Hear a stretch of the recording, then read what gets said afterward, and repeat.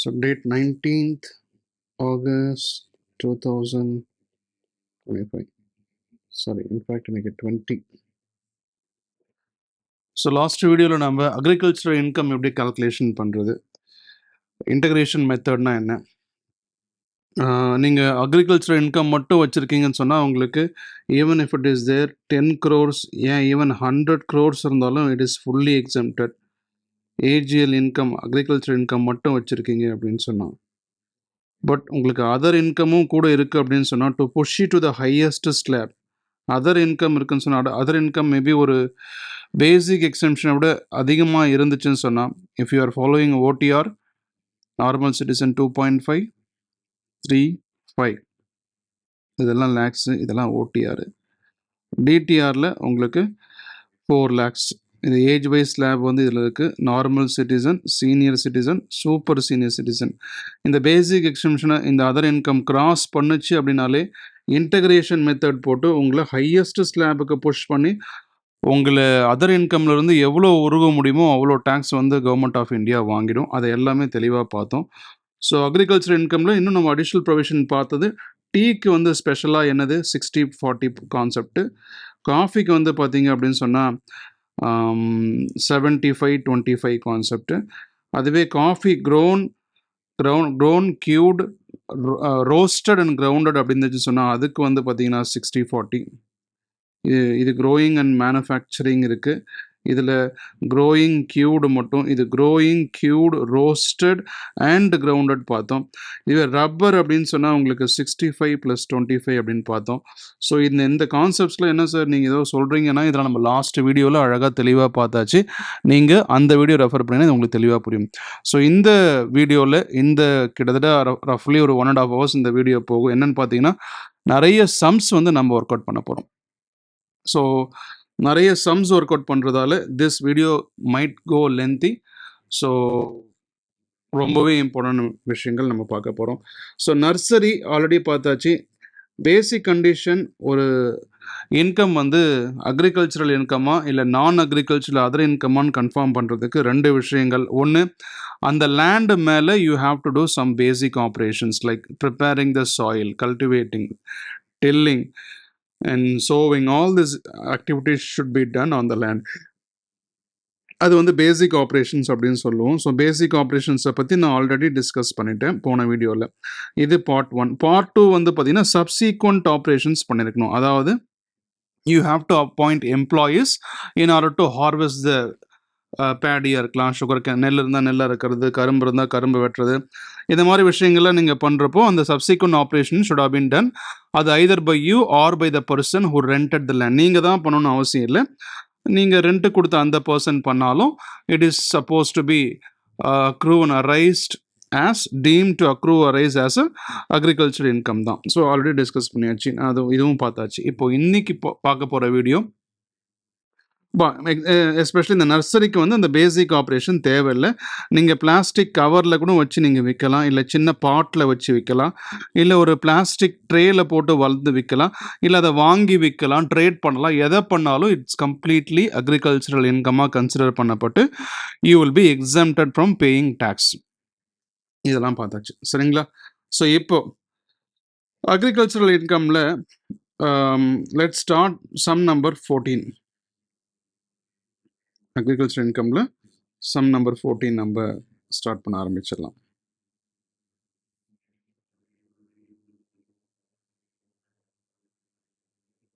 Okay, some number 14.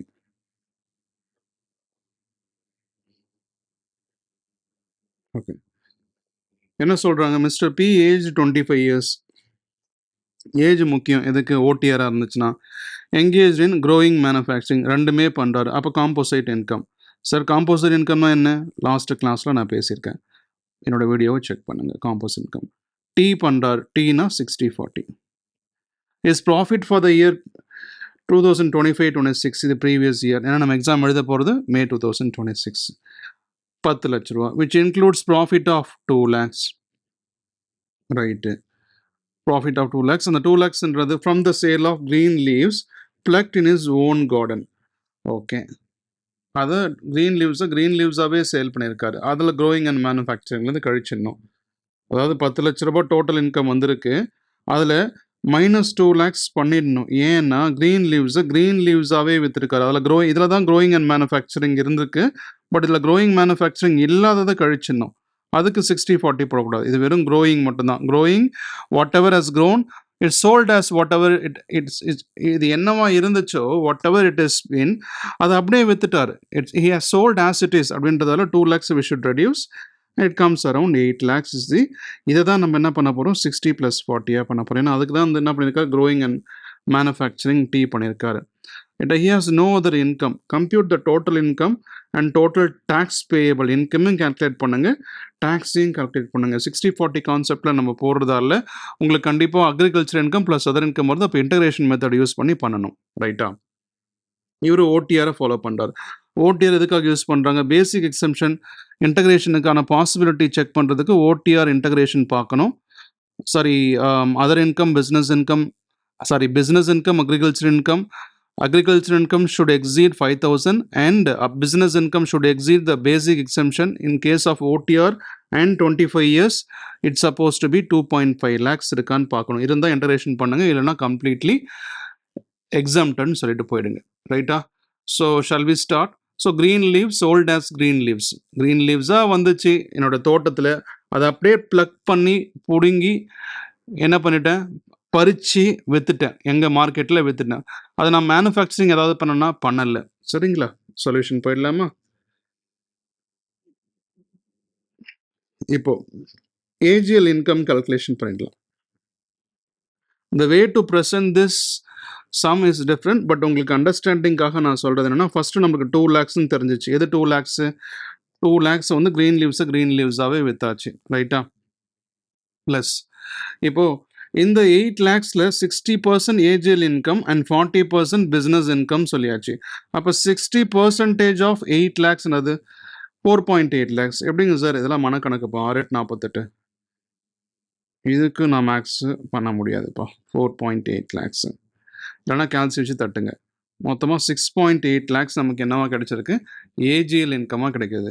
So integration பண்ணுறதுக்காக இங்கே check பண்ணிக்கலாம். இது 5,000 பெருசாக இருக்குது. ஆமாம் சார், 6.8 lakhsன்றது கண்டிப்பாக 5,000 பெருசு தான் சார், அதில் சேஞ்சே கிடையாது. ரைட்டு. இப்போ ஏஜிஎல் இன்கம் கன்ஃபார்ம் ஆகிடுச்சு. அடுத்தது பிஸ்னஸ் இன்கம் என்னன்னு பார்ப்போமா? ஓகே, பிஸ்னஸ் இன்கம் என்னது? 40% ஆஃப் 8 lakhs. 40% ஆஃப் 8 lakhsன்றது என்னது? 3.2 lakhs.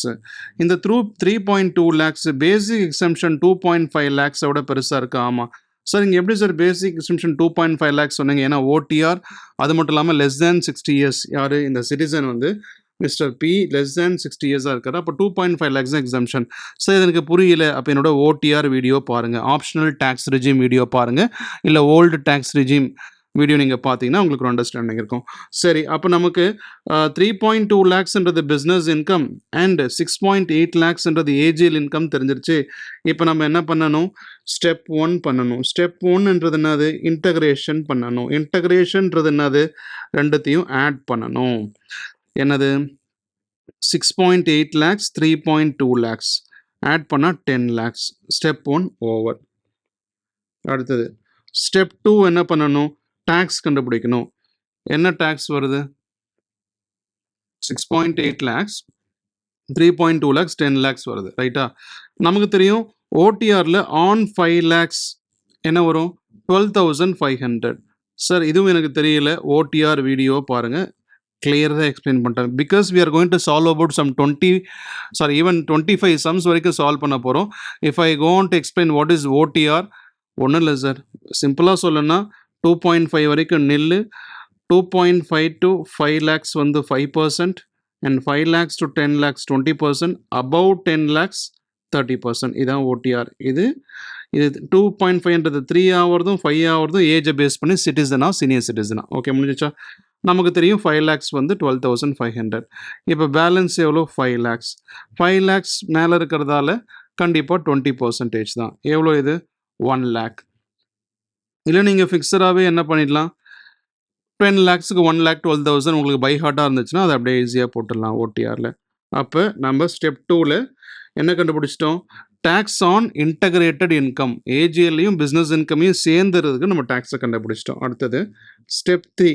ஸ்டெப் 3ல நம்ம என்ன பண்ணோம், இந்த அக்ரிகல்ச்சரல் இன்கம் இருக்கு இல்லையா, சாரி அக்ரிகல்ச்சரல் இன்கம் 6.8 lakhs இருக்கு இல்லையா, அந்த 6.8 lakhs கூட பேசிக் எக்ஸம்ஷன் எவ்வளோ 2.5 lakhs, அது ரெண்டுத்தையும் ஆட் பண்ணி அதுக்கு டேக்ஸை கண்டுபிடிக்கணும்.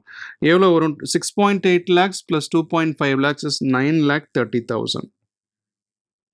எப்படி சார் கால்குலேட்டர்? சரி, ஓடிஆர் ஆன் 5 lakhs இப்போ தான் போட்டோம் 12,500, பேலன்ஸ் 4,30,000. எப்படிங்க சார் கால்குலேட்டர்? இதுக்கு எவ்வளோ 5%, 5% சாரி 20%, ஏன்னா above 5 lakhs into 20%. 20% 4,30,000ல் 86,000, 86,000 12,500 98,500, 98,500. இப்போ நம்ம அக்ரிகல்ச்சரல் இன்கம் ப்ளஸ் இது வந்து என்னது பேசிக் எக்ஸம்ஷன், இது பேசிக் எக்ஸம்ஷன். இது என்னது, இது அக்ரிகல்ச்சரல் இன்கம். அக்ரிகல்ச்சரல் இன்கம் கூட பேசிக் எக்ஸம்ஷனை ஆட் பண்ணி அதுக்கு டேக்ஸை கண்டுபிடிச்சி ஒரு அமௌண்ட் வச்சுருக்கோம். இப்போ ஸ்டெப் 4 தான் வந்து ஆக்சுவலாக நமக்கு வரப்போகிற income tax without cess or higher charge.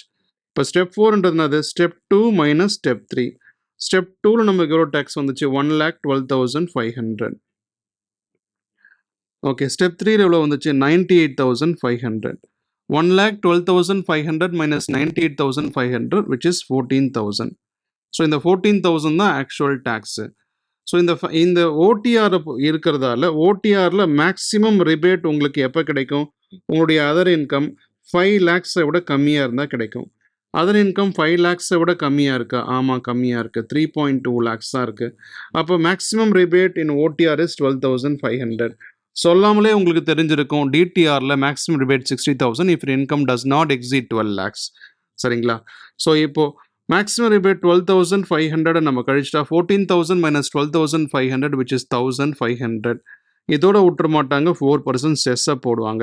அந்த 4% செஸ்ன்றது 60 rupees, 4.60, மொத்தம் 1,560 ரூபாய் டேக்ஸ் டியூ. முடிஞ்சிருச்சா?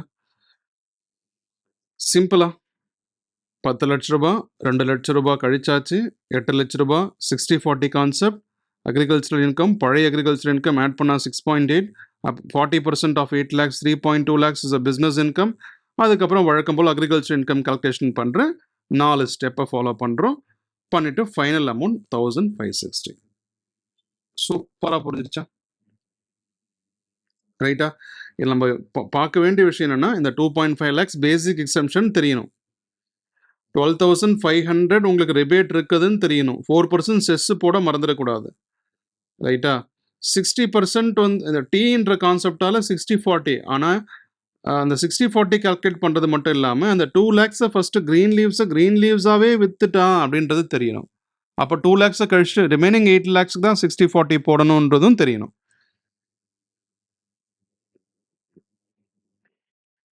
ரைட்? அடுத்த சம் போயிடலாமா? அக்ரிகல்ச்சர் இன்கமில் 15th சம்.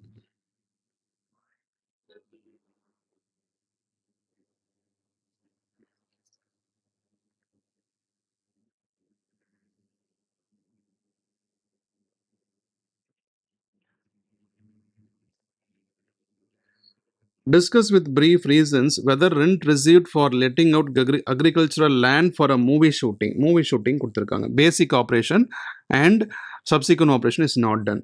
இங்கேயும் ஆன்சர் முடிஞ்சு தெரிஞ்சிச்சு. And amount, இங்கே discuss with brief reasons சொல்லியிருக்கோம்.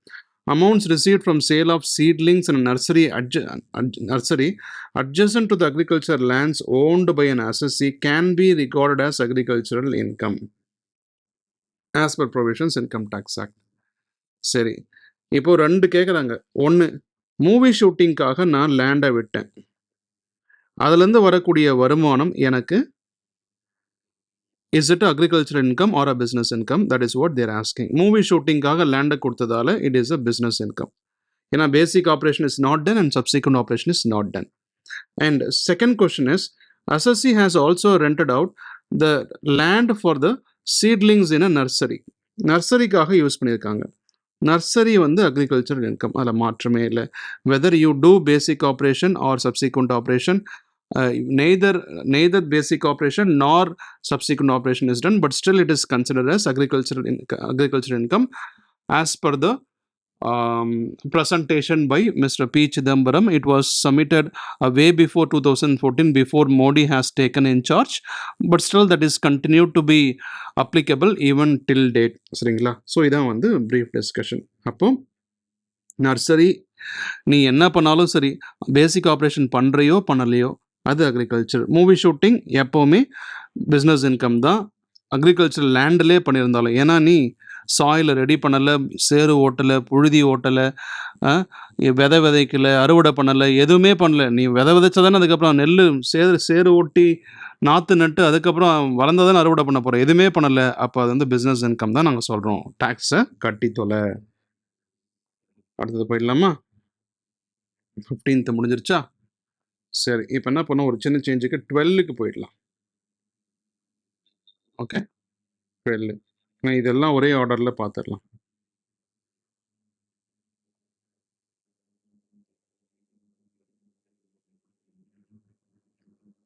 Okay, so mister X grows sugar cane to manufacture sugar. அப்போ அவரே க்ரோயிங் பண்ணுறாரு, அவரே மேனுஃபேக்சர் பண்ணுறாரு. டீ, காஃபி, ரப்பருக்கு, நர்சரிக்கு நம்மக்கிட்ட ப்ரொவிஷன் இருக்குது, பட் சுகர் கேனுக்கு ப்ரொவிஷன் கிடையாது. அதை எப்படி கல்குலேஷன் பண்ணுறதுன்னு பார்க்கலாம். 2025-26 the cost of cultivation of sugar cane, இது expense 4 lakhs, market value 9 lakhs. அப்போ அதை வித்திருந்தாலே அவருக்கு 5 lakhs ப்ராஃபிட் கிடைச்சிருக்கும். அதுவே ஏஜியல் இன்கம் தான்.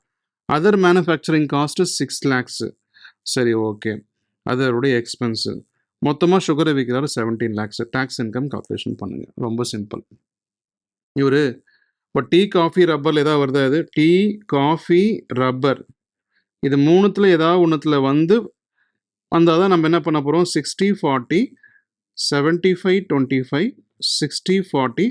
அதே காஃபி ரப்பரில் அவங்க grounded, cured, roasted, sorry growing, cured, roasted and grounded நாலுமே பண்ணால் 60-40. மறுபடியும் வெறுமனேன்னு க்ரோயிங் அண்ட் கியூடு மட்டும் பண்ணால் 75. இது எல்லாமே நம்ம ஆல்ரெடி ஸ்பெஷல் ப்ரொவிஷன்ஸில் போன வீடியோவில் நம்ம பார்த்துட்டோம். ஸோ அதை மறுபடியும் ரீகால் பண்ணிட்டா உங்களுக்கு போதும். சரிங்களா? இப்போ இந்த சம்முக்கு வந்துடலாம். சொல்யூஷன் என்ன அப்படின்னா, சுகர் கேனை இவர் க்ரோயிங் பண்ணுறாரு, மேனுஃபேக்சரிங் பண்ணுறாரு. பட் இதுக்கு ஏதாவது ரூல் இருக்கான்னு கேட்டால் நோ ரூல். இதுக்கு ஸ்பெசிஃபிக்காக எந்த ரூலும் கிடையாது. அப்போ நம்ம தான் பண்ண போகிறோம். சார், ஆக்சுவலாக அவர் இந்த சுகர் கேனை க்ரோ பண்ணுறதுக்கான காஸ்ட் எவ்வளோ ஆச்சு? 4 lakhs அப்படின்னு அவங்களே கொடுத்துருக்காங்க. ரைட்டா? அதோட மார்க்கெட் வேல்யூ என்னன்னு அவங்க என்ன சொல்லியிருக்காங்க? மார்க்கெட் வேல்யூ பார்த்தீங்கன்னா 9 lakhs சொல்லியிருக்காங்க. அப்போ அந்த 9 lakhs எழுதிப்போம். ரைட்டா? அப்போ மார்க்கெட்டில் போய் in case if he had is sold in the market he would have got a profit of 5 lakhs. had he sold in the market sugar cane as sugar cane கரும்பாவே load ஏற்றி மில்லுக்கு அமிச்சிருந்து வித்திருந்தார்னா he could have got a profit of 5 lakhs, and this 5 lakhs is supposed to be considered as, has to be considered as agricultural income. Right? What is the question? Compute taxable income. கொஷினை பார்க்கணும், நம்ம மட்டும் பேசிட்டு இருக்கக்கூடாது. Taxable income அது இப்போ நமக்கு agriculture income, business income தனித்தனியாக தெரிஞ்சாதான் நம்மளால் அதை கால்குலேஷனே பண்ண முடியும். ரைட்டா? ஸோ இப்போ டோட்டல் டேர்ன் ஓவர் எவ்வளோ வந்திருக்கு அதை பார்ப்போமா? டோட்டலாக டேர்ன் ஓவர் அப்படின்றது உங்களுக்கு 17 lakhs வந்திருக்கு. ரைட்டா? இப்போது அவருக்கு மேனுஃபேக்சரிங் காஸ்ட்டுன்னு ஒன்று நடந்திருக்கு இல்லையா? அந்த மேனுஃபேக்சரிங் காஸ்ட் கூட ரா மெட்டீரியல் வாங்கிக்கணும். Had he bought it in the market it could have costed him 9 lakhs.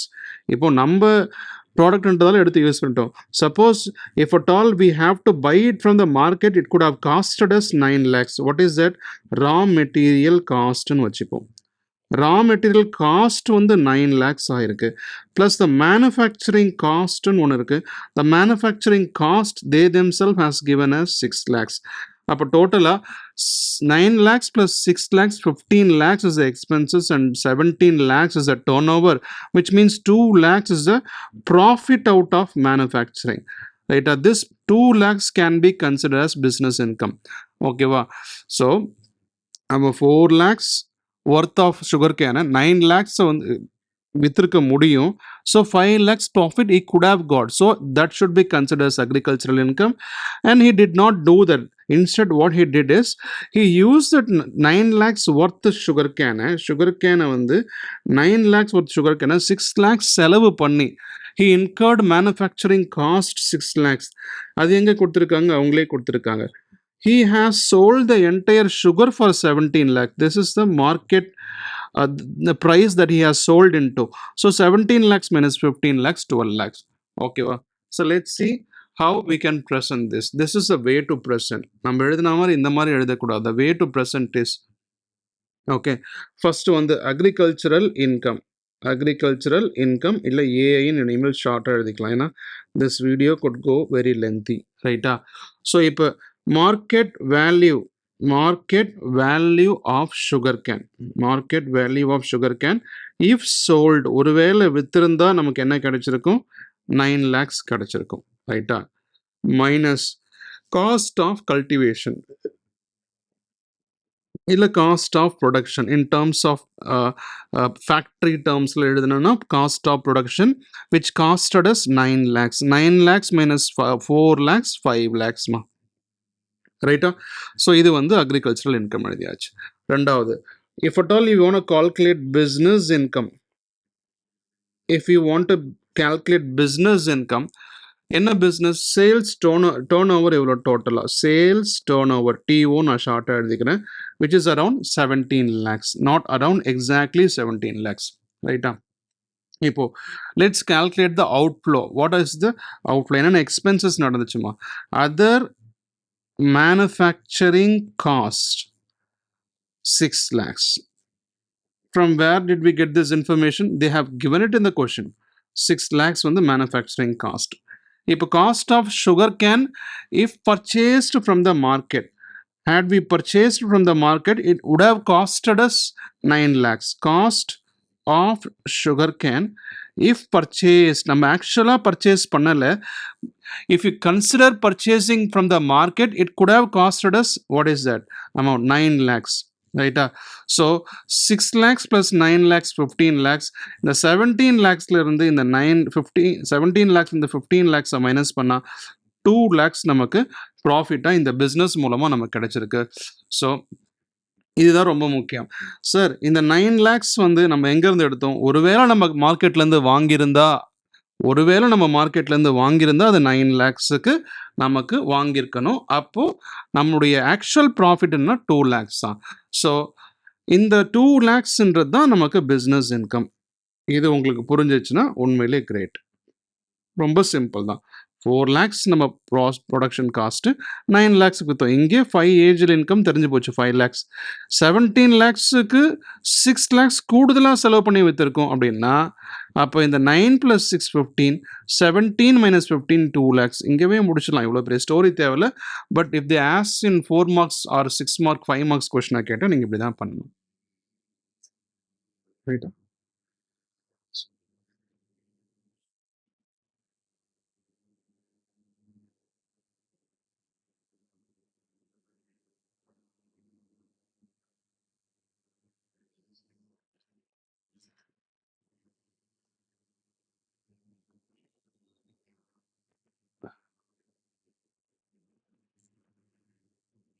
Okay, அடுத்த கொஷின்.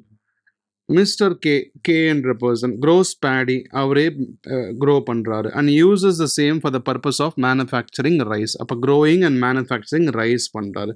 ரைஸுக்கு ப்ரொவிஷன் இருக்கான்னு பார்க்குறோம், இல்லை. ஏன்? டீ, காஃபி, ரப்பர், நர்சரிக்கு ப்ரொவிஷன் இருக்குது, ரைஸுக்கு ப்ரொவிஷன் இல்லை.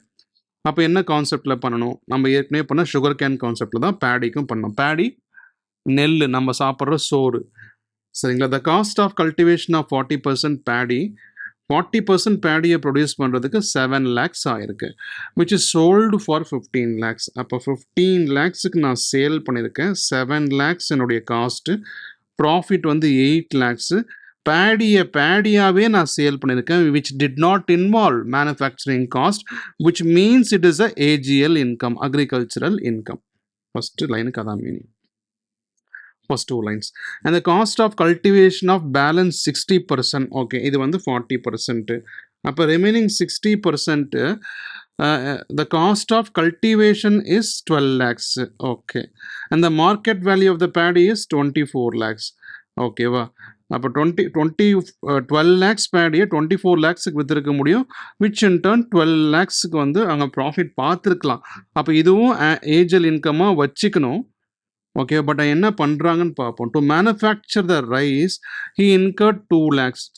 ஓகே, ஸோ என்ன பண்ணுறாங்க, அந்த அது பேடியாக வச்சுட்டா ரிமைனிங் 60% ஒரு 2 lakhs செலவு பண்ணி நெல்லை அரிசியாக மாற்றுறாப்புல ரைஸ் மில்ல. இந்த manufacturing process of the balance 60% paddy. அப்போ இதை மாற்றுறாப்புல என்னது அடிஷ்னலாக ஒரு 2 lakhs அவர் செலவு பண்ணுறாரு. இந்த 24 lakhs பேடி வாங்கின மாதிரி நினச்சிக்கோங்க. ஒரு 2 lakhs எக்ஸ்ட்ராவாக நம்மகிட்ட இருக்க ரைஸ் மில்லில் போட்டு கரண்ட் பில் செலவு பண்ணி மிஷினை ஓட்ட விட்டு நெல்லை அரிசியாக மாற்றுறாங்க. Okay, they are manufacturing rice out of paddy within their own rice mill which cost them a manufacturing cost of 2 lakhs rupees. So டோட்டலாக 26 lakhs rupees அவங்களுக்கு காஸ்ட்டே இருக்குது. So how much they have sold it for 30 lakhsக்கு அவங்க sale பண்ணிடுறாங்க. இப்போ 30 lakhs minus 26 lakhs, 4 lakhs is a business income. ரைட்டா? Compute the business income agriculture. Answer இங்கே நம்ம சொல்லிட்டோம். 20 lakhs is agricultural income and 4 lakhs is the business income. Is this a way to present? No, it is not the way to present. அழகாக present பண்ணணும். எப்படி பண்ணி இது அண்டர்ஸ்டாண்டிங்காக நான் சொல்லியிருக்கேன். First agricultural income. agricultural income சரி, பேடியாகவே விற்றுருக்காங்க இல்லையா, on sale of 40% paddy. On sale of 40% paddy எவ்வளோ வந்திருக்கு உங்களுக்கு? 15 lakhs minus 7 lakhs, 8 lakhs உங்களுக்கு ப்ராஃபிட் கிடச்சிருக்கு. இதுவும் ஏஜல் இன்கம் தான். ரைட்டா? B, on sale of 60% paddy, 60% paddy. இது பேடி அவங்க சேல் பண்ணாங்களா ஆக்சுவலான்னு கேட்டால் they did not do it. But still had they sold in the market they would have got how much is the actual agricultural income we should consider, because the market value of the paddy, how much it is? 24 lakhs. 12 lakhs, sorry, 24 lakhs they could have sold it. Actual cost of the paddy is 12 lakhs. But 12 lakhs அவங்களுக்கு profit கிடச்சிருக்கும். So அதை நம்ம எழுதணும். 24 lakhsக்கு the market value, 12 lakhs is the cost. அப்போ actual profit 12 lakhs. அப்போ total agricultural income 20 lakhs. This is how you should do it. ஓகேவா? So இந்த 12 lakhsன்றது என்னது? Cost of cultivation. அழகாக இதை மைனஸ் போட்டு கூட எழுதி காமிச்சிருக்கலாம். அப்படியே கூட எழுதலாம் நினைக்கிறேன். இது வந்து 24 lakhs. இதை டெலீட் பண்ணிடுவோம். ஸோ இதையும் டெலீட் பண்ணிவிட்டு இதை கூட டெலீட் பண்ணிடலாம். Minus cost of cultivation of 60% paddy. இந்த 60% பேடிக்கு ஆன செலவு மட்டும் the expenses incurred for the cultivation of the 60% paddy is around 12 lakhs. So இந்த 8 lakhs இப்படி தனியாக எழுதுனா இதை வந்து நம்ம காமிக்க முடியும் 12 lakhs. So again this 12 lakhs goes here, which is 20 lakhs is the actual AGL income. AGL income இதுதான். ரைட்டா? Shall we go to the business income now? Business income. Business income.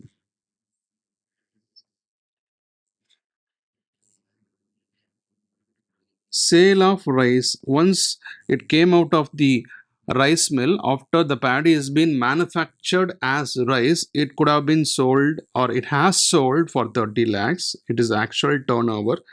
TO வச்சுப்போம். But the cost incurred is also should be considered here. How much is the cost incurred? The cost of the paddy, had we bought it in the market, if we had bought it in the market, the cost of paddy could have costed us how much? 24 lakhs it would have costed. Plus manufacturing cost for the rice mill to run is 2 lakhs. How did they get? This is what given in the question, which is 26 lakhs. So 30 lakhs minus 26 lakhs is 4 lakhs. This is business income. புரிஞ்சிருச்சா? One ஷாட்டில் நம்ம பண்ணிட்டோம். But இதை இப்படி தான் presentation பண்ணணும்.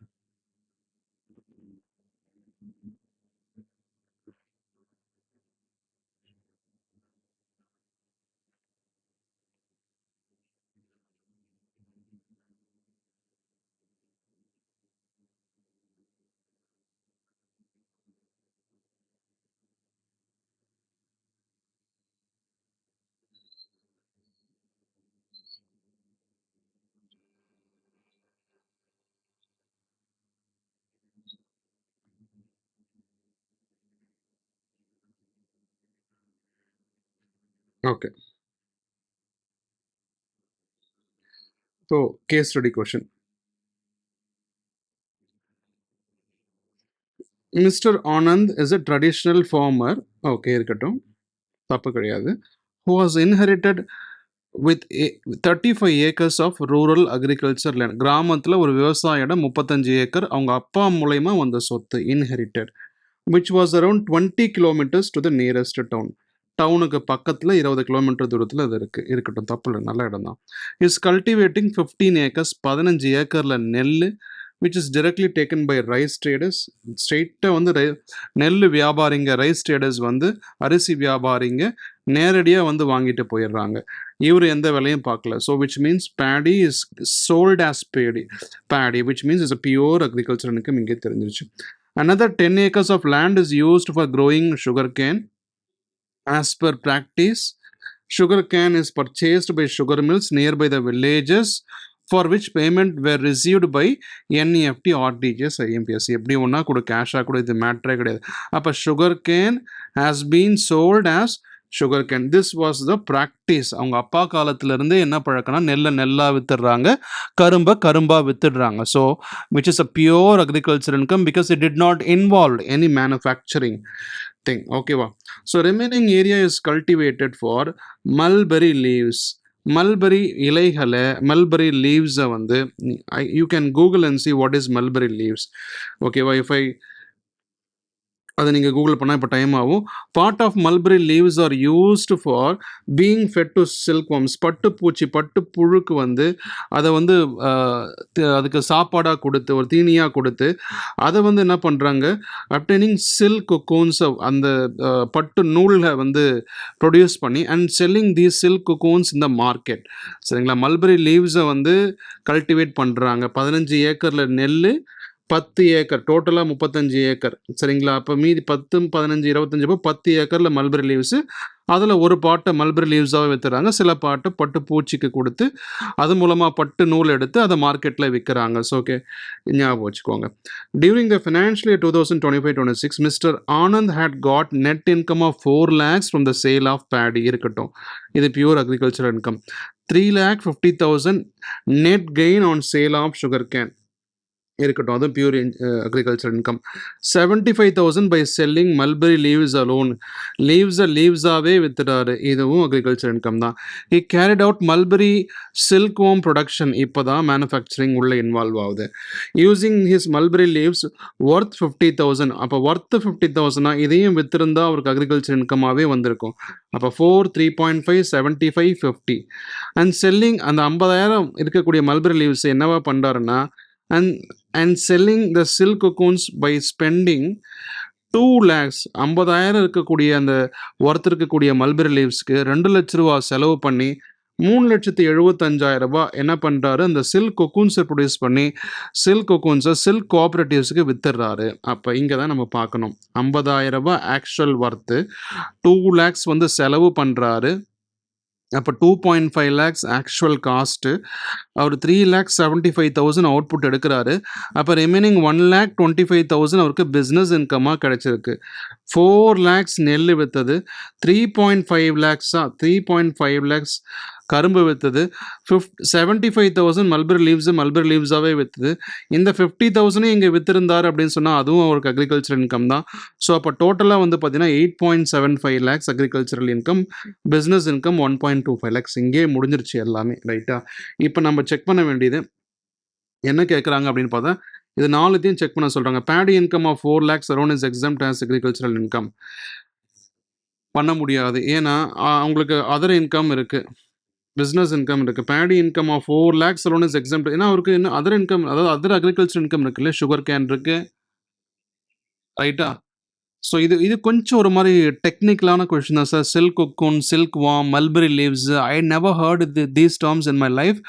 But if you are if you wanting to become a CA, you have to face this. Just தெரிஞ்சு வச்சுக்கோங்க. This kind of a question had asked in the past.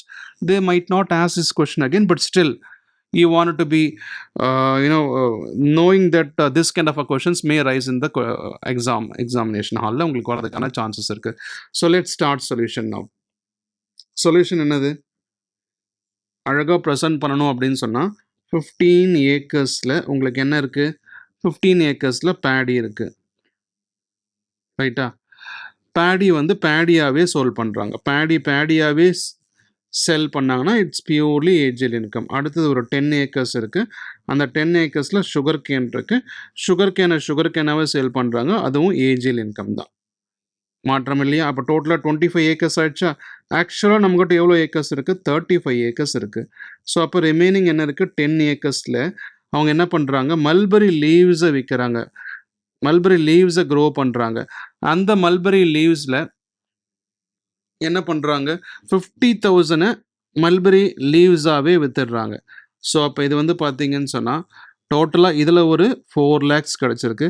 இதில் ஒரு 3.5 லேக்ஸ் கிடச்சிருக்கு. 4 லேக்ஸ், இது ஒரு 3.5 லேக்ஸ். மல்பெரி லீவ்ஸ் வந்து பார்த்தீங்கன்னா ஒரு 50,000. ரைட்டா? சரி, மல்பெரி லீவ்ஸ் வந்து 75,000 விற்றுருக்காங்க. அதே மாதிரி இன்னொரு மல்பெரி லீவ்ஸ் ஒரு 50,000 ஒர்த்து எடுத்து, அப்போ அதுவும் உங்களுக்கு இப்போ டோட்டலாக ஆட் பண்ணி பார்த்தீங்கன்னு சொன்னால் 8.75 lakhs.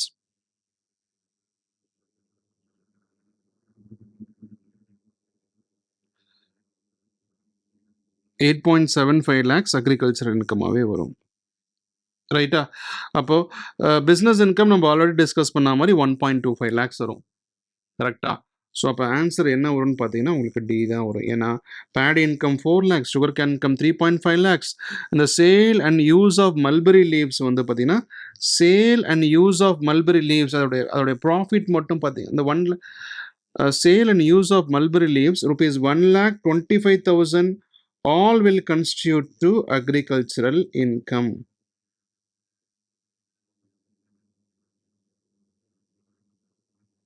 All will constitute to agricultural income. Based on the above information, answer the following question. Correct. இந்த 50,000 இந்த 1 லட்சமும் சேர்ந்தா இது 1.25 லட்சம் இல்லையா? ரைட்டா? ஆக்சுவல் ப்ராஃபிட்டும் பிஸ்னஸ் இன்கமும் அங்கே 1.25 என்ன வருது? ஆக்சுவல் ப்ராஃபிட் வந்து பார்த்தீங்கன்னா 1,50,000 இது. ஸோ இதான் business income. 1,50,000 business income.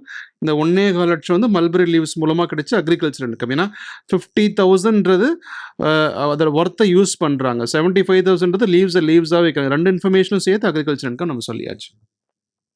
Answer B.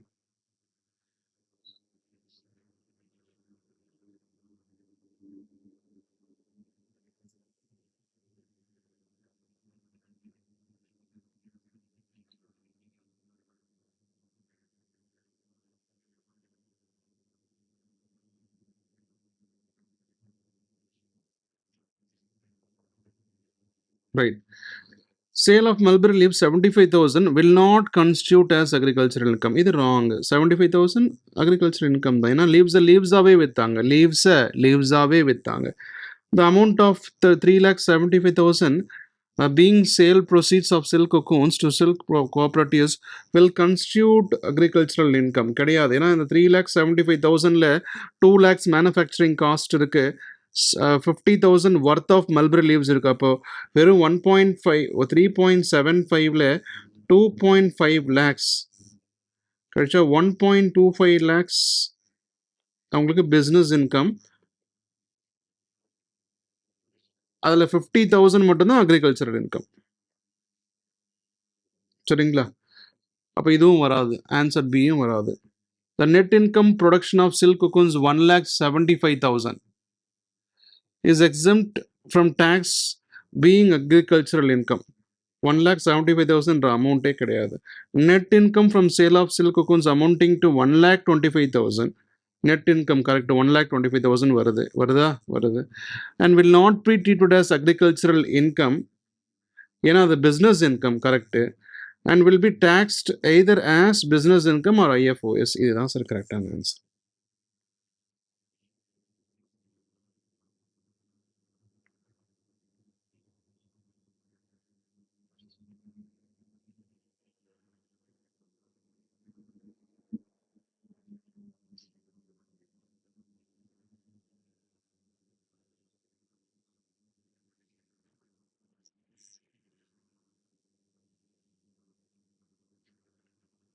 Okay. MCQ number 3. The entire amount of agricultural income of Mr. Anand will be 12 lakhs. எப்போ 12 lakhs? எப்படி 12 lakhs agriculture income? 4 lakhs நெல்லில் வந்துச்சு, 3.5 lakhs இது நெல், இது சுகர் கேன். மல்பரி லீவ்ஸில் 75,000 வந்துச்சு, ஒரு 50,000 வந்துச்சு. ஸோ 75,000 and 50,000 ஆட் பண்ணால் 7.5 plus 1.25 8.75 lakhs agricultural income. So this is wrong. This is wrong. Agricultural income will be 8.25 lakhs. This is wrong. Agricultural income will be this is right. Whereas non-agricultural this is right. So பார்த்த உடனே தெரிஞ்சிச்சு answer C. சரியா? So we have covered so far optional or old tax regime, DTR, default tax regime, or new tax regime, special rates for or resident, ordinary resident, resident not ordinary resident, residential statusல, non-resident, deemed resident, இது எல்லாமே தெளிவாக பார்த்துருக்கோம். Incident of taxations தெளிவாக புரிஞ்சிருச்சு. Plus agricultural income, how to calculate agricultural income in terms of integration if possible. Agricultural income exceeds 5,000 or basic exemption எப்போ ஆட் பண்ணணும், sorry basic எக்ஸம்ஷனை விட அதிகமாக இருந்துச்சு அதர் இன்கம் அப்படின்னு சொன்னால் then you have to go for integration. Step 1, step 2, step 3, step 4 அதெல்லாம் நம்ம எல்லாமே தெளிவாக பார்த்தாச்சு. ரைட்டா? இதெல்லாம் எப்போ பார்த்தாச்சு? என்னோட ஓல்டு வீடியோஸில் என்னோட சேனலுக்கு நீங்கள் தெளிவாக பார்த்துக்கலாம். Now I will share or display some questions. ஒரு 13-14 MCQ questions. We are suppose to cover this in 30 minutes now. கடகடன்னு பார்த்துடலாம். ரைட்டா? அடுத்தது வந்து நம்ம சேலரி தான் பார்க்க போகிறோம். 5 heads of income, house property income, other income, salary, இந்த மாதிரி நிறைய கேபிட்டலுக்கு நான் 5 ஹெட்ஸ் ஆஃப் இன்கம் பார்க்க போகிறோம். It is going to be what a huge chapter, ஒரு பெரிய சாப்டர். இட் will very what to say time consuming chapter. அதுக்கு முன்னாடி இப்போ கவர் பண்ண எல்லா பேசிக்ஸ்ல இருந்தும் சில MCQs நம்ம பார்த்துடலாம்.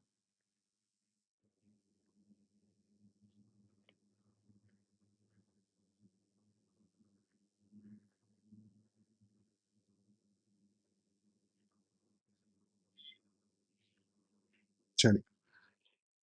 டாக்ஸ் liability ஆஃப் மிஸ்டர் சரல், என்னடா பேர் அது, நல்லா இல்லை. who attained the age, இல்லை பேர் நல்லா இருக்கு, who attained the age of 60 years on 1/4/2026. நமக்கு இது 1/4 ஏப்ரல் 1நாலே ஏப்ரல் ஃபுல் டே ஞாபகம் வரக்கூடாது. நமக்கு ஞாபகம் வர வேண்டியது CBDT circular. the guys who have the persons, or எப்படி சொல்லலாம் அழகா, those who are born on April 4, 2026, for them the birth anniversary is deemed to be considered, or you can consider their birth anniversary on 31st March itself அப்படின்னு அழகா சொல்லலாம். and does not have for the provisions under section 115 BAC. 150 under section 115 BAC என்றது default tax regime.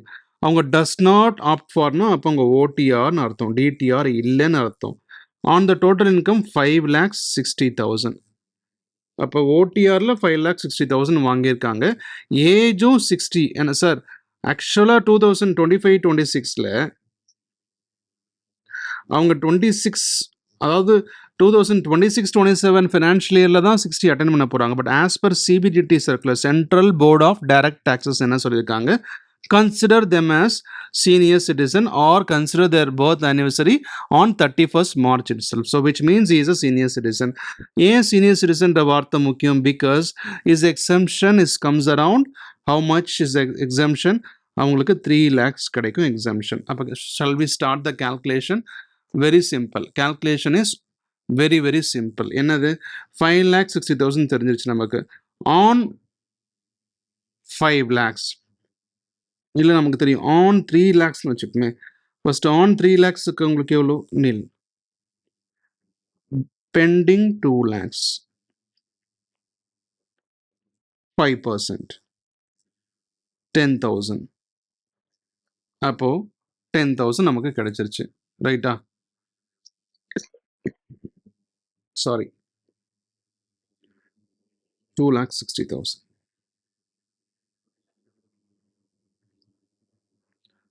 2,60,000.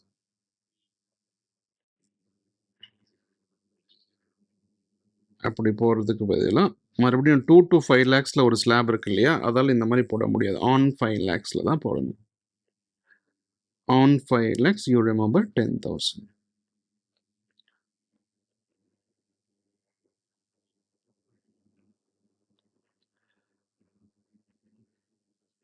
டோட்டலாக 22,000. கரெக்டா? 22,000 நம்ம விட்டுருவோமா? 4% chess வாங்குவோம். 4/48. Sorry 4/8 4/8 22,880.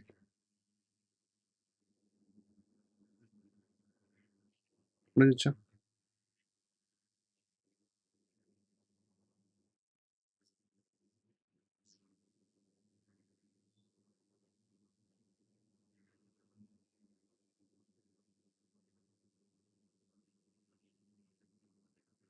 Next question போயிடலாமா?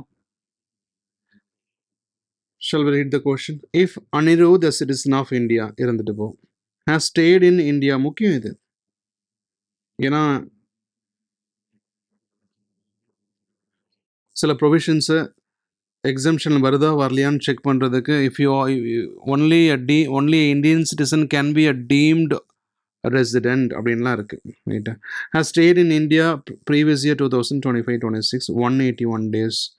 182 daysன்றது பேசிக் கண்டிஷன் ஒன்று ஃபுல்ஃபில் ஆகலை, மனசில் வச்சுக்கோங்க. And he is non resident in 9 out of 10 years. அப்போ நான் ரெசிடென்ட் 9 out of 10 years அப்படின்னு சொன்னால் கிட்டத்தட்ட 9 வருஷத்தில் ஒரு வருஷம் அவன் வந்து என்னவா இருக்கான், 1 year வந்து ரெசிடெண்ட்டாக இருந்திருக்கான்னு அர்த்தம். அப்போ லாஸ்ட் 10 yearsல அவன் நான் ரெசிடெண்ட்டாக 9 times இருந்ததால் he will never be ordinary resident, but he will be not ordinary resident. அதுக்காக அந்த சென்டென்ஸ் கொடுக்குறான். Preceding the current previous year, and he has stayed in India for 365 days in all the 4 years immediately. Okay, அது இருந்ததால் இது எதுக்காக சொல்கிறேன்னா, அப்போ இந்த 60 days plus 365 days in the last 4 years, இது பேசிக் கண்டிஷன் 2 சாட்டிஸ்ஃபை பண்ணுறதுக்காக இதை கொடுத்துருக்கான். Immediately preceding the current previous year, and 420 days in all 420 days in all in the 7 years on the 730 days condition satisfy agala. 7 years la 730, in the 10 years la one time resident, 7 years la மொத்தமாவே அவன் என்ன இருக்கான் 420 days தான் இருந்திருக்கான். சரிங்களா? அப்போ இவன் கண்டிப்பாக நாட் ஆர்டினரி தான், ரெசிடெண்ட்டாக இருந்தால் நாட் ஆர்டினரி தான். His taxable income other than income from the foreign sources does not exceed 15 lakhs. அப்போ டஸ் நாட் எக்ஸீட் 15 lakhsனால் ஓல்டு ரூல்ஸ் தான் வரும். மோர் தேன் 15 lakhsனால் நியூ ரூல்ஸ் வரும். சார் இதெல்லாம் எப்படி சார் சொல்கிறீங்க? Please watch me older videos in my channel. During the previous year 2025-26, his residential status of the year 2026-27 would be residential status கேட்குறாங்க. Residential status first எப்படி ஆரம்பிப்போம்? Chart உங்களுக்கு நான் ஆல்ரெடி ஒன்று போட்டிருக்கேன், ஞாபகம் இருக்குமான்னு தெரியல. இந்தியன் சிட்டிசனான்னு பார்க்குறோம். ஆமாம், இந்தியன் சிட்டிசன். ரைட்டா? First condition 182 days condition satisfy பண்ணுறாரான்னு பார்க்குறோம். இல்லை, பண்ணலை. ரைட்டா? அடுத்தது இமீடியட்டாக அவர் வந்து மோர் தேன் 15 lakhsல இருக்காரா, இல்லை லெஸ் தேன் 15 lakhsல இருக்காரா? ரைட்டா?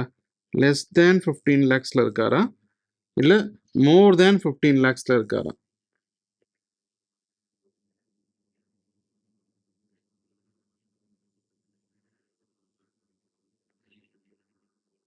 எப்படி எழுதலாம்? ஆக்சுவலாக 15 lakhsக்கு மோரில் இருக்கா, income is more than 15 lakhs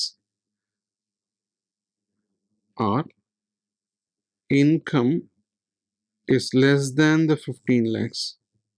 இப்படி பிரிக்கணும். இந்த சார்ட்டில் நான் ஆல்ரெடி டிஸ்கஸ் பண்ணியிருக்கேன், போய் பாருங்கள். கொஷின்லேயே கொடுத்துருக்காங்க டஸ் நாட் எக்ஸீட் 15 lakhs. அப்போ இது ஓல்டு ரூல்ஸ் தான். அப்போ 60 days கண்டிஷன் அப்ளை பண்ணி பார்க்குறோம். 60 days கண்டிஷன் அப்ளை பண்ணி பார்த்தா இவர் என்னவா இருந்திருக்காரு, 60 daysல வந்து பார்த்தீங்கன்னா 181 days இருக்காரு. அப்போ 60 days கண்டிஷன் சாட்டிஸ்ஃபை ஆகுது. லாஸ்ட் 4 yearsல 365 days இருந்திருக்காரு. 365 days இருந்திருக்காரு. அப்போ ஹீ இஸ் அ ரெசிடென்ட். அப்போ என்னது இவர் ரெசிடென்ட் அப்படின்னு சொல்லியிருக்கோம். பட் ஆர்டினரியாக நாட் ஆர்டினரியாக வெறுமனே ரெசிடென்ட் கொடுத்தா நம்ம செக் பண்ணிக்கூடாது. அப்போ இவர் இந்த 10 yearsல 1 year தான் ரெசிடென்ட்டாக இருந்திருக்காரு, 7 yearsல 420 days தான் இருக்காரு அப்படின்னு சொல்கிறதால இவரை not resident but not ordinary resident. அப்போ குளோபல் இன்கம் டேக்ஸபிள் கிடையாது. இந்தியாவில் சம்பாதிக்கிறது மட்டும்தான் இந்தியாவில் டேக்ஸ் பண்ணுவாங்க. ரைட்டா? இந்தியா ஏதாவது இன்கம் இந்தியாவில் இருந்துச்சுன்னா தான் பண்ணுவோம். ஃபாரின் லேர்ன் பண்ணி ஃபாரின்லேயே ரெசியூவ் பண்ணார்னா his income outside India is not taxable. Incident of taxations video பார்த்தீங்கன்னா உங்களுக்கு தெளிவாக புரியும். சரியா? முடிஞ்சிச்சா? சப்போஸ் இந்த 181 daysக்கு பதிலாக ஹேட் இஸ் ஸ்டேட் இன் 200 daysனா இங்கே 200 days இருந்துச்சுன்னா கண்டிப்பாக இஸ் அ ரெசிடென்ட்டாக இருப்பார். But okay, resident but not on resident. 200 days இருந்தால் அவர் ரெசிடென்ட்டாகவே இருப்பார். பட் 9 years நான் ரெசிடென்ட், பட் ஒன்லி 1 year தான் ரெசிடென்ட் இருந்தால not ordinary resident.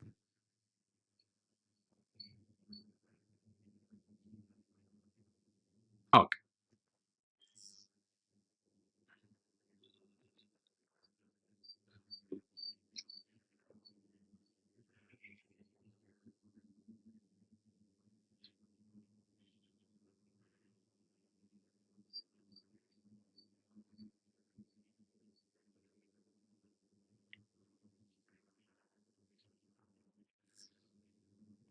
Raman, a citizen of India, was employed in HLL. இருக்கட்டும். HLL எங்கே இருக்குது? இந்தியாவில் இருக்குன்னு வச்சுப்போம். Resigned on 27/9/2025. செப்டம்பரில் 27 ரிசைன் பண்ணியிருக்காரு. சரி. He received a salary of 40,000 per month. அப்போ மந்த்லி 40,000னா இயர்லி 4.5 lakhs. கொஷினை பார்த்துட்டு இதெல்லாம் வரலாம். April 4 செப்டம்பர் 27 வரைக்கும் ஃப்ரம் ஹெச்எல்எல்ல இருந்திருக்காரு. இருக்கட்டும், ஏப்ரல்ல இருந்து செப்டம்பர் வரைக்கும் இருந்திருக்காரு. அப்போ April, May, June, July, August, September. ஏப்ரலில் 1ஆம் தேதியிலேருந்து இருக்காரு. அப்போ ஏப்ரல் 30 days, மே 31, ஜூன் 30, ஜூலை 31, ஆகஸ்ட் 30, செப்டம்பரில் 27 days தான் இருந்திருக்காரு இல்லையா? ஆக்சுவலாக அக்டோபரில் வந்து தேர் ஆஃப்டர் ஓகே ரிசைன் பண்ணது என்ன இருங்க. Thereafter he left for Dubai for the first time on 1st of October. அப்போ 1st of October நம்ம கன்சிடர் பண்ணிக்கணுங்க. செப்டம்பர் 1st of October வரைக்கும் இங்கே தான் இருந்திருக்காரு. ஸோ டோட்டலாக இது எல்லாத்தையும் ஆட் பண்ணால் நமக்கு 184 days கிடைக்குது. அப்போ இந்தியாவில் ஒரு 184 days இருந்திருக்காரு கன்ஃபார்மாக. அப்போ ஹி பிகம்ஸ் அ ரெசிடென்ட். எதுக்காக கேல்குலேஷன் பண்ணுறோம் அப்படின்னு பார்ப்போம் இப்போ. Okay, he got salary rupee equivalent to 80,000 per month. Okay, 9.6 lakhs per year from October 1st 2025 இருந்து ஜூலை 31st மார்ச் வரைக்கும் துபாயில் இருக்காரு. ஓகே, எத்தனை நாள் இருக்காரு? 6 October, November, December, John, Feb, March, 6 மாதம் இருக்காரு. ஓகே, அதில் his salary for October to December அந்த 3 மாதத்துக்கு வந்து வாஸ் கிரெடிட் இன் துபாய் பேங்க்கில் கிரெடிட் ஆகுது. துபாய் பேங்க்கில் கிரெடிட் ஆகட்டும். அக்டோபர் இந்த salary for January March 2026 was credited in India in his Mumbai account directly. Okay, ஒரு 3 months சேலரி இங்கே கிரெடிட் ஆகுது, 3 months சேலரி அங்கே கிரெடிட் ஆகுது. இப்போ டேக்ஸ் லைபிலிட்டி என்னன்னு சொல்லி பார்க்க சொல்கிறாங்க. சரி, டேக்ஸ் லைபிலிட்டி பார்க்கறதுக்கு ஃபஸ்ட்டு என்ன பார்க்குறோம்? First we need to find out the residential status. When did he left? October 1st. அப்போ அக்டோபர் 1st அப்படின்னா அவர் ஏப்ரல்லேருந்து செப்டம்பர் வரைக்கும் இங்கே தான் இருந்தார். அதுக்கப்புறம் தான் துபாய் போகிறார். அப்போ இந்த கரண்ட் இதெல்லாம் 2025 பார்க்கணும் ஃபர்ஸ்ட். அப்போ ஆக்சுவலாக ப்ரீவியஸ் ஃபினான்ஷியல் இயர் 25-26ல how many days had he stayed? He had stayed 184 days. So 184 daysன்றதால he becomes resident. அப்போ ஆர்டினரியா நாட் ஆர்டினரியான்னு செக் பண்ணுறோம். அப்போது 25ல தான் வந்து இவர் போகிறாருன்னா அதுக்கு முன்னாடி கண்டிப்பாக 7 years இங்கே தான் இருந்திருப்பார். என்னது 24, 25, 23, 24. இதில் கண்டிப்பாக 365 டேஸும் இங்கே தான் இருந்திருக்கான்னு வச்சுப்போம். அப்போ லாஸ்ட் 2 இயர்ஸில் அதுலேயே அவருக்கு 730 டேஸ் கன்ஃபார்ம் ஆயிடுச்சு. அதே மாதிரி லாஸ்ட் 10 இயர்ஸில் 2 டைம்ஸ் ரெசிடென்ட் கண்டிப்பாக இருக்க தான் போகிறாரு. அப்போ ரெசிடென்ட் அண்ட் ஆர்டினரி ரெசிடென்ட், ஆர்ஓஆர்னு அவருக்கு நம்ம முத்திரை குத்தியாச்சு. ஆர்ஓஆர்னா global income is taxable provided if it is earned or received here, ரைட்டா? அப்போ ரெண்டுமே அவுட் சைடு அப்படின்னா ரெண்டுமே out சைடுனாலும் he would be received both Indian and foreign income taxable. ஏன்னா அவர் வந்து ஆர்ஓஆராக இருக்கார். ஆர்என்ஓஆர்னா தான் நம்ம வந்து ரிசீவ்டை ஏர்ன்டை பற்றி நம்ம டிஸ்கஸ் பண்ண போகிறோம், ரைட்டா? அப்போ ஆர்ஓஆர்ன்றதால அவருடைய இன்கம் இந்தியன் இன்கம் அண்ட் இங்கே இப்போ என்ன கொஸ்டின் கேட்குறாங்க, Indian income and income received in India from HLL income directly credit in India, இந்தியாவில் ரிசீவ் ஆனதும் அவருக்கு தப்பு. Income receive in India and Dubai ரெண்டுமே டாக்ஸபிள், ஏன்னா ஆர்ஓஆர். ஒருவேளை இந்த பர்சன் ஆர்என்ஓஆராக இருந்தால், கொஷினில் இல்லாததை நான் சொல்கிறேன், ஆர்என்ஓஆராக இருந்தால் என்ன, global income not taxable, but received in India is taxable. அப்போ இந்த ஆன்சர் வரும். அப்போது அந்த இன்சிடென்ட் ஆஃப் டாக்ஸேஷன்ஸ் வீடியோ பார்த்தீங்கன்னா உங்களுக்கு இன்னும் தெளிவாக புரியும். ஆர்ஓஆருக்கும் ஆர்என்ஓருக்கும் என்ன டிஃப்ரென்ஸ் அந்த சார்ட்டே போட்டிருப்போம். ஆர்ஓஆர், ஆர்என்ஓஆர் அண்ட் என்ஆர், இது மூணுத்துக்கும் income received or earned, income received India or income earned outside India, income earned in India, income received outside India, income earned and received both in India, income earned outside India, income received outside India, but the business control or profession set up in India. இந்த மாதிரி அப்புறம் past untaxed profit brought to India. இது எல்லாத்துக்கும் ROR, ஆர்என்ஓஆர், NR, இது மூணுத்துக்கும் என்ன டிஃப்ரென்ஸில் இன்சிடென்ட்ஸில் taxation நடக்கும்னு நம்ம தெளிவாக சொல்லிட்டோம், ரைட்டா?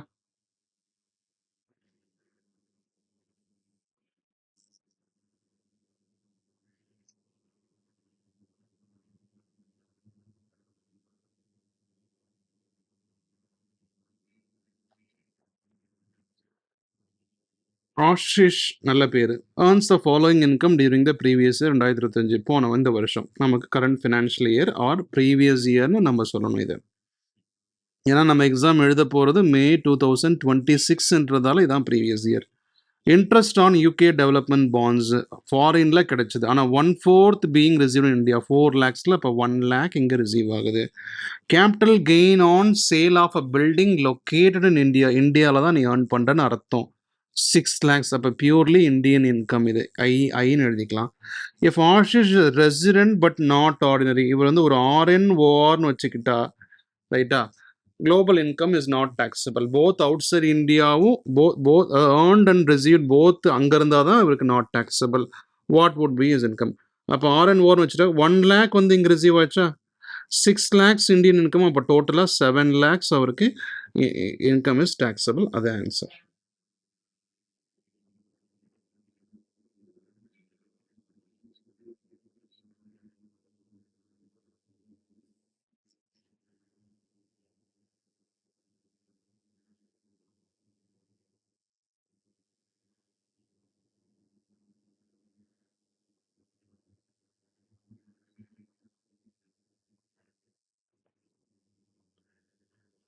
Mr. Sumit is an Indian citizen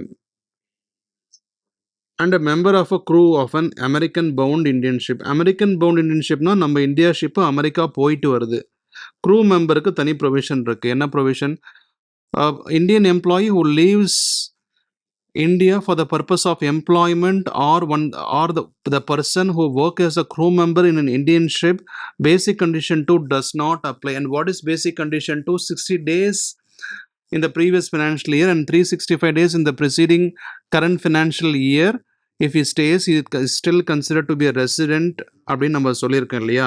that condition put together ஒன்றா இருந்துச்சுன்னா அவர் ரெசிடென்ட் நம்ம சொல்லுவோம், அது அவருக்கு அப்ளை ஆகாது. ஓகேவா? Engage in carriage of flight of international traffic departing from Chennai, நல்ல area. From the following details of the previous year 2025-26, what would be the residential status of Mr. Sumit? Residential status கேட்குறாங்க. Okay, first condition மட்டும் தான் நம்ம ஒரு check பண்ணணும். 182 days இருந்தாருன்னா resident, இல்லைன்னா non resident. Mister Sumit 2026-27, okay, assuming assuming that he stay in India in the last 4 previous year, 2025-26ல 365 days இருந்துட்டாரு. Super. And days and last 7 preceding previous yearல 730 டேஸும் இருந்துட்டாரு. அப்போ அந்த லாஸ்ட் 10 இயர்ஸில் 2 times ஆறாக இருக்கணும்ல, அந்த இன்ஃபர்மேஷன் எங்கன்னா இருக்கான்னு அப்புறம் பார்க்கலாம். டேட் என்டர்ட் இந்த கண்டினியூஸ் டிஸ்சார்ஜ், எப்போ வந்து இந்த டேட்டையும் நம்ம இன்க்ளூட் பண்ணிக்கணும். இந்த டேட் டிஸ்சார்ஜ் சர்டிஃபிகேட்னு சொல்கிறாங்க, கரெக்டு. ஷிப்பில் வேலை செய்கிறவங்களுக்கு இது கொடுப்பாங்க. இந்த டேட்டையும் நம்ம எடுத்துக்கணும், கணக்கில் எடுத்துக்கணும். Mister Sumit has been filing income tax return in India as a resident for the preceding 2 previous years. அப்போ 2 times ரெசிடென்ட் கொடுத்துட்டாங்க. அப்போ இவர் கண்டிப்பாக 730யும் 2 10 இயர்ஸ்லையும் ஃபில் பண்ணதில் ஆர்டினரி ரெசிடென்ட். பட் ரெசிடென்ட்டாக நாட் ஆர்டினரி ரெசிடென்ட்டான்னு செக் பண்ணிட்டா அவர் கண்டிப்பாக ஆர்டினரி ரெசிடென்ட் நம்ம சொல்லிடலாம், சப்போஸ் ரெசிடென்ட்டாக இருந்தார் அப்படின்னா. ஓகே, இப்போ ரெசிடென்ட்டாக நாட் ஆர்டினரி ரெசிடென்ட்டாக செக் பண்ணுறதுக்கு நம்ம சொல்ல வேண்டிய விஷயங்கள், அவர் எத்தனை நாள் 180 டேஸ் இந்தியாவில் இருந்திருக்காரு. அப்போ 25th ஏப்ரலில் வெளியே போகிறாரு அப்படின்னா டோட்டலாக அதில் எத்தனை நாள் இருக்குது? 30 நாள் இருக்குது. அதில் 25வது நாள் வரைக்கும் இந்தியாவில் தான் இருந்திருக்காரு, ரைட்டா? அப்போ 26, 27, 28, 29, 30, 30 மைனஸ் ஆக்சுவலாக 24 தான் நம்ம கணக்கு பண்ணணும். ஏன்னா 25 வந்து இஸ் டிபார்ட்டிங் டு அதாவது இந்தியாவில் இல்லை, ஓகேவா? அப்போ ஆக்சுவலாக வந்து பார்த்தீங்கன்னா நம்ம எத்தனை நாள் டோட்டலாக ஒரு இயரில் 365 டேஸ் இருக்குது. அவர் எத்தனை நாள் இந்தியாவில் இல்லைன்னு கண்டுபிடிச்சிட்டு அவர் எத்தனை நாள் இருந்தாருன்னு நம்ம சொல்லிடலாம். அப்போ 25 போயிட்டார். அப்போ அந்த அதை போனதா நம்ம கணக்கு பண்ணி, இந்த உலகத்தை விட்டு போனதா இல்லை, இந்தியாவை விட்டு போனதா கணக்கு வச்சுப்போம் 25th. அப்போ 24 30 minus 24 ஏப்ரலில் மட்டும் அவர் இந்தியாவில் இருந்த நாட்கள் வெறும் இந்தியாவில் இல்லாத நாட்கள் வந்து பார்த்தீங்கன்னா 6 days. இதெல்லாம் வந்து ஷிப்பில் இருந்த நாட்கள், ஷிப் டேஸ்ன்னு வச்சுப்போம். Ship days, okay. April, May, June, July, August, September, October. அக்டோபரில் 24th வராரு. அந்த 24th ஒரு ஷிப்பில் தான் இருந்த மாதிரி கணக்கு வச்சுக்கணும். இதெல்லாம் முழுசாக போட போகிறோம். April, May, June, July, August, September add பண்ணுங்க, எவ்வளோ வருதுன்னு. 183 டேஸா? 4 1 7 8 9 9 15 அதிகமாக வருது. 31st 30 31, ஓகே, இது நம்ம மிஸ்டேக் பண்ணியிருக்கோம். ஜூன், ஜூலையும் ஆகஸ்ட்டும் 31 31 வரும். செப்டம்பர் 30 வரும். ஆகஸ்ட் 24 வரும். ஸோ இப்போ 5 6 7 3 183 டேஸ் வந்து அவர் இந்தியாவில் இல்லை. அப்போ 365 டேஸில் 183 போச்சுன்னா அப்போ 182 டேஸ் இந்தியாவில் இருந்திருக்காரு. ஸோ 182 டேஸ் இருந்தாலே உங்களுக்கு தெரியும் he is a resident. And already நமக்கு தெரியும் 730 டேஸ் இருந்துட்டாரு, 2 times ரெசிடென்ட்டாகவும் இருந்தால் நம்ம ஆல்ரெடி டிக்ளேர் பண்ணிட்டாங்கன்னு சொல்கிறோம். ஸோ அப்போ ரெசிடென்ஷியல் ஸ்டேட்டஸ் நமக்கு என்னது? Resident and ordinary resident.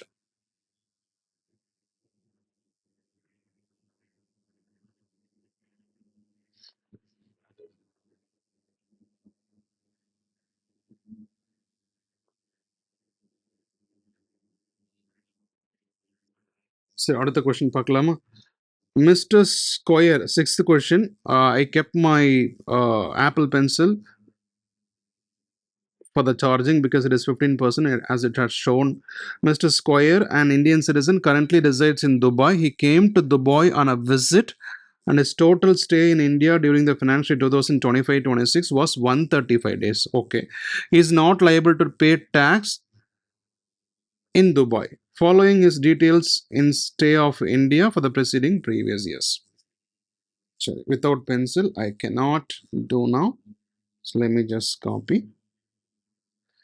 கொஞ்சம் ஸ்பீட் பண்ணால் கண்டிப்பாக வந்து ஸ்ட்ரக் ஆகாமல் ஈஸியாக பண்ணி முடிச்சிடலாம். சரி, மிஸ்டர் ஓகே, இது கொஞ்சம் அப்படியே கீழே வந்துடலாமா?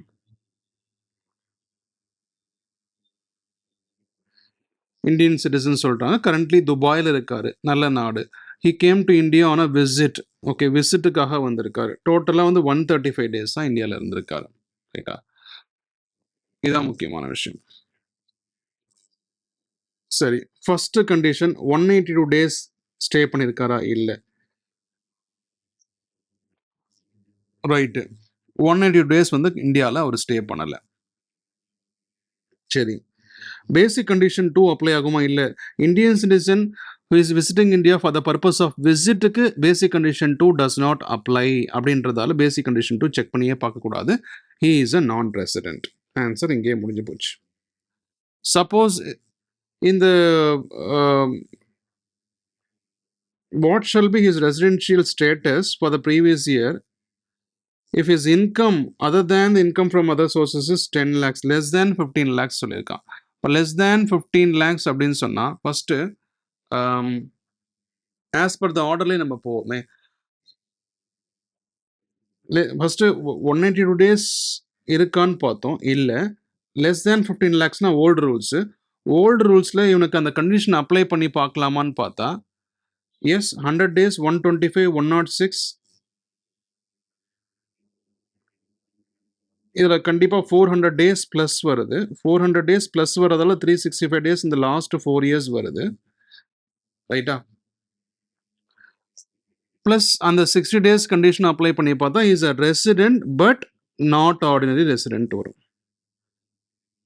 Resident but not ordinary. இந்த 365 டேஸ் எப்போ?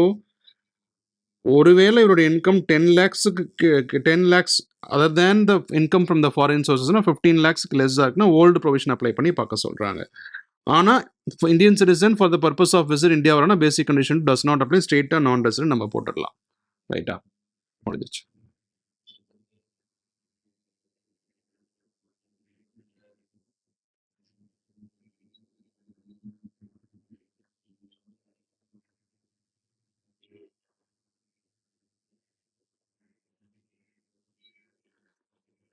சரி, இனி வரக்கூடிய கொஸ்டின்ல கன்சிடரிங் த டைம் ஃபேக்டர் நம்ம இங்கே வச்சு டிஸ்கஸ் பண்ணிடலாமா? Okay.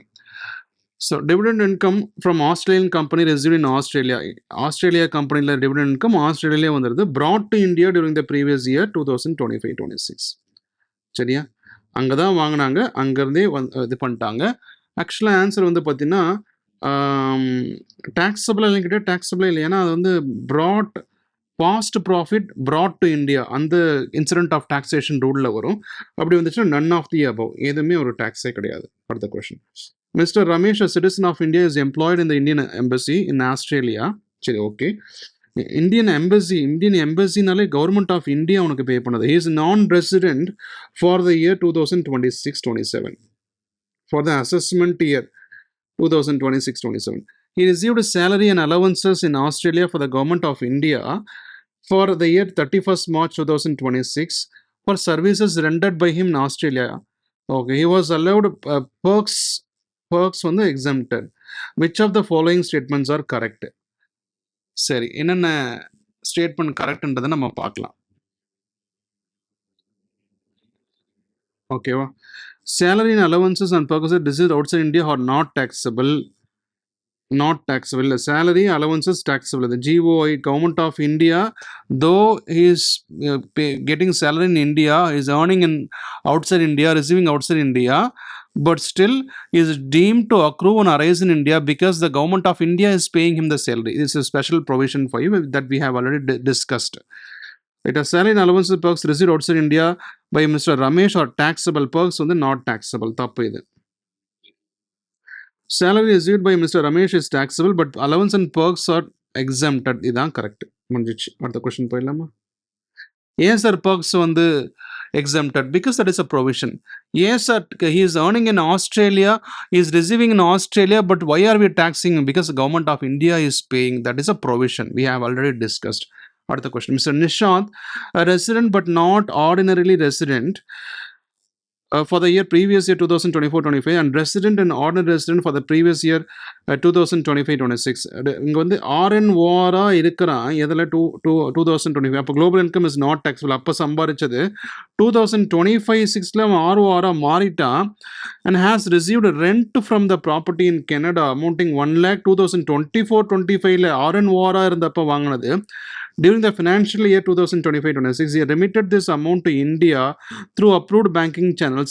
Is such rent taxable? கண்டிப்பா இல்லை. ஏன்னா அவன் ஆர்என்ஓஆரா இருந்து சம்பாதிச்ச காசு ஆர்ஓஆரா அவன் ரெமிட் தான் பண்றான். அப்ப என்ன கண்டிஷன்ல வரும் அது? Past untaxed profit. Past untaxed ப்ராஃபிட்ல வந்ததால it will not be taxed in both the years. 2024-25 tax ஆகாது, இங்கேயும். So no such rent is or such rent is not taxable in India either during the previous year 2024-25 or during the year 2025-26. Okay. அடுத்தது, who among the following will qualify as non-resident? யார் வருவாங்க 2025? இப்போ non-residentனா யாரு? 182 days or அந்த 60 plus 365 4 years.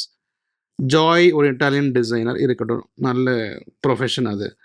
Visit to India, explore Indian handloom, 3rd செப்டம்பருக்கு உள்ள வராரு. 3rd செப்டம்பருக்கு உள்ள வர. இப்போ நம்ம கால்குலேஷனை நம்ம ஸ்டார்ட் பண்ண வேண்டிய நேரம் வந்துருச்சு.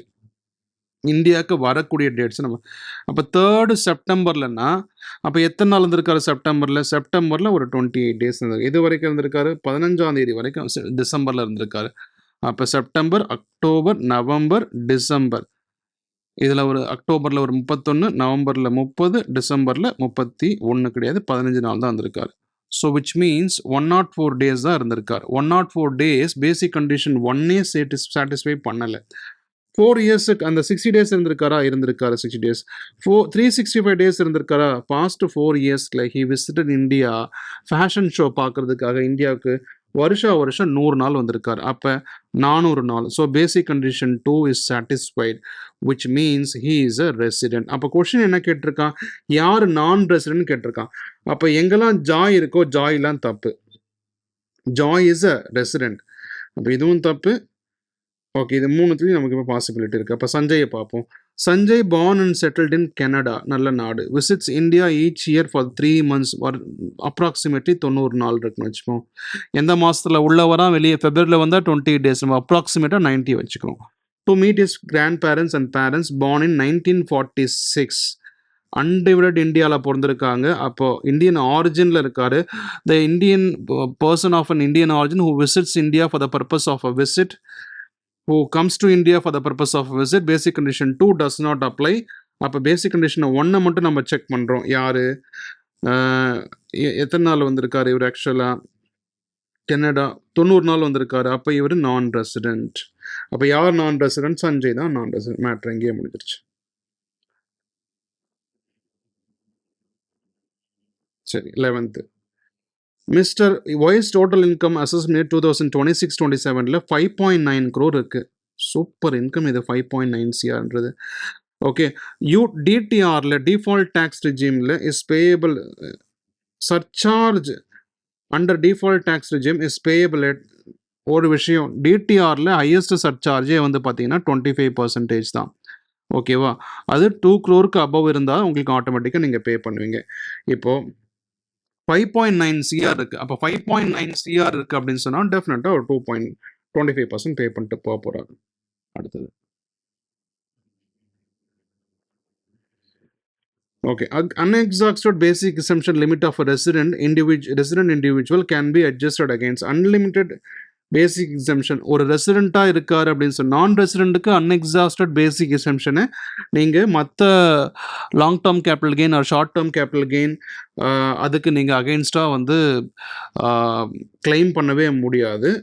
அப்போது short term capital gain, long term capital gain நீங்கள் ரெசிடெண்ட்டாக இருந்தீங்கன்னு சொன்னால் ரெண்டுத்துலேயுமே கிளைம் பண்ணிக்கலாம். ரைட்டா? இது உங்களுக்கு தெரியும் ஆல்ரெடி. 13 நம்ம பார்ப்போம். ரைட்டா? ஆனால் பெட்டர் வந்து ஷார்ட் டேர்ம் கேபிட்டல் கெயினுக்கு அகெயின்ஸ்டாக பண்ணுங்க. ஏன்னா இதான் 20% டேக்ஸை நிறைய சேவ் பண்ணலாம். அதை நான் ஆல்ரெடி ஒரு சம்மில் உங்களுக்கு எக்ஸ்பிளைன் பண்ணியிருக்கேன். ஓகேவா? அடுத்தது, unexhausted basic income limit of non resident individual. Non resident இண்டிவிஜுவலுக்கு என்னடா? நான் ரெசிடென்ட் கிளைமே பண்ண முடியாது. கேன் பி அட்ஜஸ்டடா, cannot be adjusted, cannot be, அப்போ neither A nor B. 14th sum. During the previous year 2025-26, Mr. Ranjit has a short-term capital gain 95 lakhs வச்சிருக்காரு. Okay, வச்சிருக்கட்டும். 95 STCG. Taxable intersection 111A. Long-term capital gain 110 lakhs வச்சிருக்காரு. சரி, வச்சுக்கோங்க. இது வந்து LTCG, long-term capital gain. Business income of 90 lakhs. 90 lakhs other income இருக்குது. Short term capital கெயினுக்கும் long term capital கெயினுக்கும் 50 lakhsக்கு மேலே போனால் 10% அண்ட் 1 crore மேலே போனால் 15%. 1 crore மேலே ஏதாவது போயிருக்கா? ஓகேங்களா? இது வந்து ஹையர் சர்சார்ஜ் அப்ளிகபிள் கிடையாது. Which of the following statement is correct அப்படின்னு கேட்டா, ஆக்சுவலாக வந்து பார்த்தீங்கன்னா லாங் டேர்ம் கேபிட்டல் கெயினுக்கும் ஷார்ட் டேர்ம் கேபிட்டல் கெயினுக்கும் உங்களுக்கு என்ன வராது, ஹையர் சர்சார்ஜ் அப்ளிகபிள் கிடையாது. இதுதான் வரும். அந்த 90 lakhs அதர் இன்கம் இருக்கு, அந்த other income is contributing to 295 lakhs ஆக்சுவலாக. என்னது, இந்த 90 lakhs, இந்த 95 lakhs, இந்த 110 lakhs எல்லாமே சேர்த்தா உங்களுக்கு 2.95 crores வரும். இந்த 2.95 crores தான் உங்களுக்கு என்ன வரும், 15% சர்சார்ஜ் வரும். ரைட்டா? Mister Kishan is engaged in the following activities in agricultural லேண்டில் வச்சிருக்காரு. எங்கே இருக்குது, இந்தியாவில் இருக்காரு. Total area 5 acre. ரைட்டா? Saplings and seedlings in nursery spreading over 1 acre land. ஒரு ஏக்கரில் 5 லட்ச ரூபாய்க்கு விற்கிறாரு. அது காஸ்ட் வந்து 1.4 lakhs. அப்போ 5 lakhsல 1.4 lakhs போச்சுன்னா 3.6 lakhs அவருக்கு அக்ரிகல்ச்சரல் இன்கம் வந்திருக்கு. Basic operations are not performed. ஏன்னா சாப்லிங்ஸ் அண்ட் சீட்லிங்ஸ்னால எல்லாமே ஏஜிஎல் இன்கம் தான். இது வந்து ஒரு தனி ப்ரொவிஷனே இருக்கு. Activity B, ஹிக்ரோ. ஓகே, ஒன்றா கேட்குறாங்க. What amount of income is arising activity A would constitute agriculture? 3.6 lakhs முடிஞ்சிருச்சு. ஆல்ரெடி ஆன்சரே டிக் பண்ணி வச்சிருக்கோம். அடுத்தது ஆக்டிவிட்டி பியில், he grows a cotton of 3 acres of land. 40% of the cotton is sold for 44 lakhs. அந்த 4 lakhs நம்ம வந்து agriculture இன்கமாக consider பண்ணோம். The cost of the cultivation is 2.25 lakhs. அதை கழிச்சிடணும். அப்போ 1.75 lakhs தான் agricultural income. The cost of cultivation of 60% வந்து 3 lakhs 37,500. Market value is 6 lakhs. அப்போ 6 lakhs 3,37,500 நம்ம கழிச்சிட்டா மீதி 2,62,500 is agricultural income for the 60% of cotton. For the 40% of cotton 1.75 lakhs. For the 60% of cotton is 2,62,500, which is used for the purpose of manufacturing yarn. பஞ்சு, காட்டன்லேருந்து yarn எடுக்கிறாங்க. After incurring manufacturing expenses of 1 lakh rupees. அப்போ 6 lakhs worth இருக்கக்கூடிய காட்டனை 1 lakh கூடுதலாக செலவு பண்ணி 7 lakhs ஆக்சுவலாக அவங்க செலவு பண்ண மாதிரி கணக்கு. அப்போ 8,50,000 அவங்க எடுத்திருக்காங்க. அப்போ 1.5 lakhs வந்து பிஸ்னஸ் இன்கம். இங்கே பாருங்கள், what amount of income from activity B in respect of a sale of a cotton would constitute agriculture income or a business income அப்படின்னு கேட்டால், ஆக்சுவலாக வந்து பார்த்தீங்கன்னா நம்ம எல்லாம் தெளிவாக போட்டாச்சு. செகண்ட் வந்து பார்த்தீங்கன்னா 1,75,000 தான் அக்ரிகல்ச்சரல் இன்கம். 1,75,000 agricultural income. இதில் வந்து 2,62,500 constitute or business income in the hands of a Mr. Kishan. What amount of income from activity B with respect to the sale of cotton would constitute agriculture income or business income in the hands of Mr. Kishan? இது கேட்குறியா இல்லை அதை கேட்குறியா? 1,75,000 agricultural income, 3,37,500 அப்படின்றது ஆக்சுவலாக cultivation பண்ண cost. அப்போ ஆக்சுவலாக இது வந்து பார்த்தீங்கன்னா 1,75,265 ரெண்டுமே சேர்ந்து அக்ரிகல்ச்சர். 1.5 lakhs தான் பிஸ்னஸ் இன்கம்.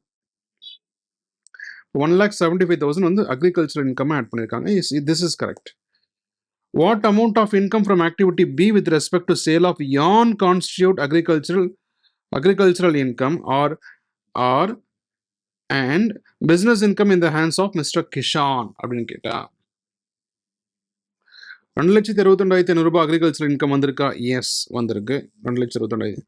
1,50,000 பிஸ்னஸ் இன்கமும் வந்திருக்கா? ஆமாம், 1,50,000 பிஸ்னஸ் இருக்கு. இதுதான் answer correct. At the 4, what amount of income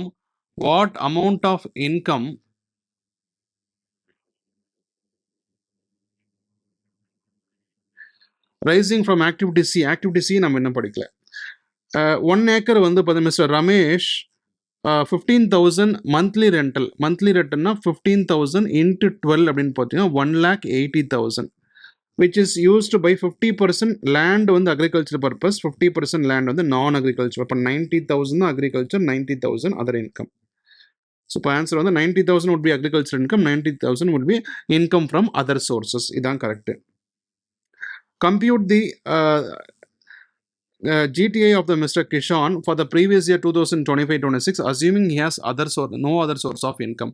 அப்போ அதர் சோர்ஸ் ஆஃப் இன்கம் மொத்தமாக கால்குலேட் பண்ணால் 150 ஒரு அதர் இன்கம் வந்துச்சு.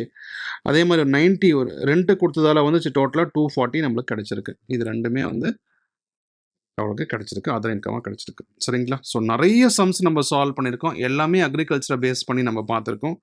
மறுபடியும் ஒரு முறை கோத்ரூ பண்ணுங்க.